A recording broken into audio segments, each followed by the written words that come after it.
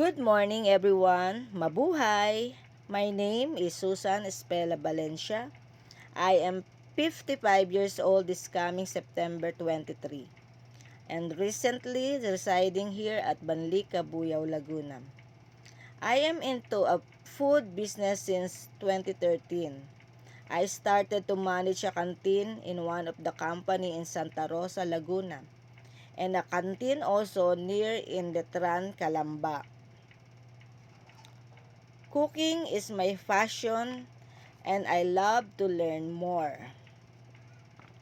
I am business-minded and since I was in my grade school, I learned about trading and also retailing and selling in a bulk food items like pulburon. I took up starting and growing my own business on 2015.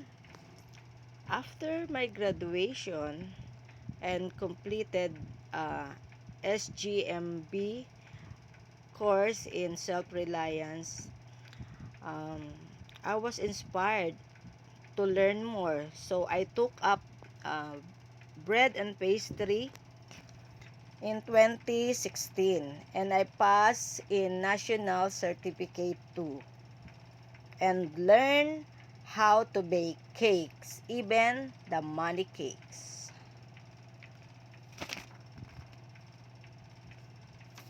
I do catering business since 2015 and I enjoying doing it until now.